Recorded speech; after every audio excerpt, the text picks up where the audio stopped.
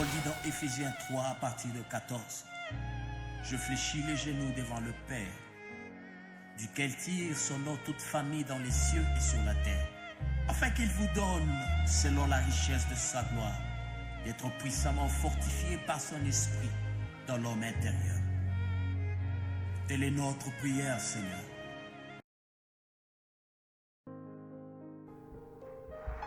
Le message de l'Évangile. Le message de l'Évangile. L'amour de Dieu. Le message que doit comporter l'Évangile est aussi l'amour de Dieu. Il faut annoncer l'amour de Dieu aux âmes perdues, bien que Dieu ait le péché et doit punir le pécheur non repenti, il aime les pécheurs. 1. En deuxième lieu, l'amour de Dieu pour les pécheurs est tellement grand qu'il ne veut pas les laisser périr. Jean 3, verset 16 dit ceci: Dieu a tant aimé le monde qu'il a donné son Fils unique, afin que quiconque croit en lui ne périsse point, mais qu'il ait la vie éternelle. L'amour de Dieu doit pousser à aller vers les païens et leur annoncer que Dieu les aime et qu'il veut que tous parviennent à la repentance. Le message de l'évangélisation doit comporter l'aspect de l'amour de Dieu. Et le message de l'évangélisation doit exposer de façon claire l'amour de Dieu manifesté par sa volonté de sauver. 1 Timothée 2, verset 3 à 4 dit ceci: Cela est bon et agréable devant Dieu notre Seigneur, qui veut que tous soient sauvés et parviennent à la connaissance de la vérité. Donc, Dieu, dans son plan, veut que tous soient sauvés. Il veut que tous parviennent à la connaissance de la vérité, c'est-à-dire à la connaissance de Christ. C'est pourquoi Jean le chapitre 3, le verset 7 dit: Dieu a tant aimé le monde. Vous voyez, l'amour de Dieu a été manifesté. Vous voyez, d'abord, ensuite de cet amour découle le sacrifice, l'action qu'il va faire, qu'il va poser pour sauver l'humanité. Il a aimé, alors il a agi. Il a aimé, alors il a agi en conséquence pour traiter le problème de la mort, de la séparation éternelle d'avec lui. Il a tant aimé qu'il a donné son Fils unique afin que quiconque croit en lui ne périsse point, mais qu'il ait la vie éternelle. Le message de l'évangile doit contenir l'amour de Dieu. Le païen doit comprendre, celui que tu évangélises doit comprendre que Dieu l'aime. Dieu n'aime pas le péché qu'il commet, qu'il pratique, dans lequel il vit, mais Dieu l'aime en tant qu'être humain que lui, Dieu a créé. Et Dieu veut le sauver. Alléluia. Romains, le chapitre 5, le verset 6 dit: Car lorsque nous étions sans force, Christ, au temps marqué, est mort pour des impies. Vous voyez?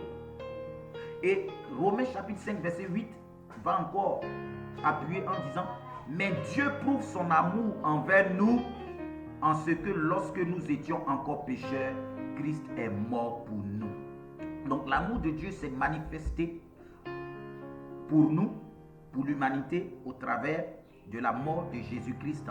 Car ce n'était pas une mort sans but, ce n'était pas une mort dénudée de sens, mais c'était une mort qui avait un sens éternel, un sens salvateur, un sens un sens très fort. C'est le sens de, cela manifeste du moins l'amour de Dieu pour racheter l'humanité. Alléluia.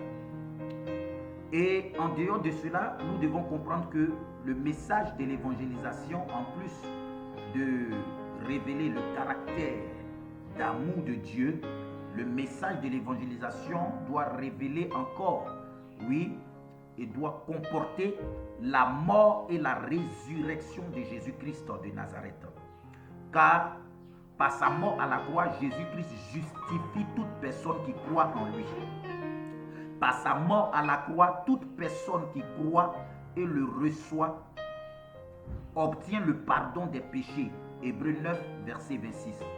Par sa mort à la croix, toute personne qui croit en lui et le reçoit comme sauveur a accès à la présence de Dieu. Par sa mort à la croix, Jésus sauve parfaitement de la maladie, de l'oppression démoniaque, de la malédiction et j'en passe. Par sa mort à la croix, ceux qui croient en lui ont une vie nouvelle. Ils passent de la mort à la vie avec lui, Jésus. Jésus-Christ est vivant. Il est monté au ciel et occupe le trône de gloire. Il a reçu le nom qui est au-dessus de tout nom. Et il s'est assis à la droite du Père, intercédant pour nous. Et donc, votre message d'évangélisation doit comporter cet aspect-là. La mort de Jésus à la croix a un sens. La mort de Jésus-Christ et sa résurrection est remplie de sens. Et cela doit être expliqué. Cela doit être annoncé. Cela doit être proclamé pour que le païen, pour que celui à qui on annonce l'évangile puisse saisir véritablement ce qu'est l'œuvre de Christ, pour qu'il puisse lui-même accepter Jésus-Christ comme son Seigneur et son Sauveur personnel. Alors, lorsque nous, dans l'évangélisation, nous présentons ces différents aspects du message de l'évangile à ceux à qui nous prêchons l'évangile, il va donc s'ensuivre une réponse. Il doit donc s'ensuivre une réponse. La réponse peut être d'ordre négatif comme d'ordre positif. Mais nous nous attendons le plus souvent à la réponse positive. Et nous devons savoir que Dieu a fait tout ce qui est nécessaire pour sauver l'humanité. Il a donné son Fils unique pour qu'il meure pour le pécheur sur la croix. En retour, le pécheur doit répondre à l'amour de Dieu. Pour répondre à cet amour, le pécheur doit faire les choses suivantes. Dans le cas de la réponse positive, le pécheur doit faire les choses suivantes. La première chose, c'est la repentance. Face à un monde chargé de péché et menacé par la condamnation éternelle, les premières paroles de Jésus-Christ furent « Repentez-vous ». Il disait « Le temps est accompli, le royaume des cieux est proche, repentez-vous et croyez à la bonne nouvelle ». Marc chapitre 1 verset 15. La repentance et le pardon des péchés doivent être prêchés dans toutes les nations. Luc 24 verset 47. La repentance est un changement de volonté, de sentiment, c'est-à-dire de pensée et de vie par rapport à Dieu. La repentance implique toujours l'horreur et le renoncement au péché, puis un amour pour Dieu. Donc celui à qui vous annoncez l'évangile, lorsque vous lui annoncez l'évangile, vous devez vous attendre à une réponse et surtout à la réponse positive. C'est-à-dire accepter Jésus. Mais avant que cette personne n'accepte, cette personne passe par ce qu'on appelle la repentance immédiate. Il n'y a pas d'acceptation de Christ sans repentance. Alléluia. C'est-à-dire sans prendre la décision de se détourner du monde, de se détourner du péché et de suivre Jésus-Christ de Nazareth comme Seigneur et Sauveur personnel. Donc le message de l'évangélisation doit contenir cet aspect-là. Et nous devons nous attendre à cette réponse. Et après que la personne ait reconnu qu'elle est pécheresse et qu'elle décide de se retourner, de changer de voie et de venir sur la voie du salut, cette personne maintenant passe à la phase de la réception de Christ en elle. Alléluia.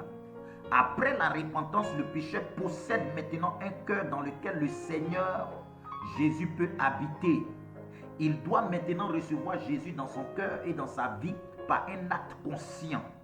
La Bible dit ceci: à tous ceux qui l'ont reçu et à ceux qui croient en son nom, elle a donné le pouvoir de devenir enfants de Dieu. Jean le chapitre 1, verset 12. Alors, celui qui annonce l'évangile doit amener le pécheur ou les pécheurs à recevoir le Seigneur Jésus-Christ dans leur cœur et leur vie. Cela se fait par la prière formulée par l'évangéliste que le pécheur va répéter. Car il est écrit dans la parole que si tu confesses de ta bouche le Seigneur Jésus et si tu crois dans ton cœur que Dieu l'a ressuscité des morts, tu seras sauvé. Car c'est en croyant du cœur qu'on parvient à la justice et c'est en confessant de la bouche qu'on parvient au salut. Romains le chapitre 10, versets 9 à 10. Alors, voici un exemple de prière pour accepter Jésus. C'est juste un exemple. Vous pouvez aussi vous laisser conduire par le Seigneur Jésus, par le Saint-Esprit, afin d'amener le païen, le pécheur, à la repentance et à l'acceptation de Jésus-Christ, selon que le Saint-Esprit vous inspirera. Donc c'est juste un modèle ici que nous présentons. Par exemple, nous disons: Seigneur Jésus, je reconnais que je suis un pécheur et que j'ai besoin de ton salut. Je réalise que je ne peux pas me sauver de l'enfer par moi-même. Pardonne-moi et efface tous mes péchés. Je confesse que tu t'es donné en sacrifice pour mourir à la croix à ma place et effacer mes péchés. Je crois en toi, Seigneur Jésus, et je te reçois comme mon Seigneur et mon Sauveur personnel. Je crois et je confesse que dès maintenant, je suis une nouvelle créature. Dès maintenant, je suis un enfant de Dieu. Merci, Seigneur Jésus. Amen.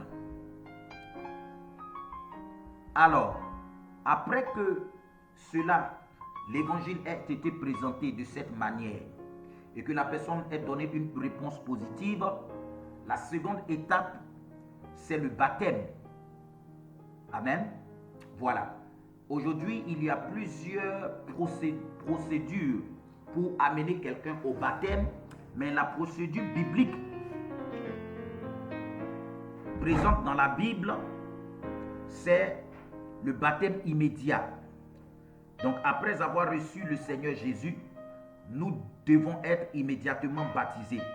Tout gagneur d'âme devrait annoncer la nécessité du baptême d'eau après avoir reçu le Seigneur Jésus-Christ comme Seigneur et Sauveur. Et donc voici aujourd'hui ce que nous avons eu à partager au travers de cet enseignement sur l'évangélisation. Le message de l'évangélisation et ses différents aspects. Que le Seigneur vous bénisse. Shalom.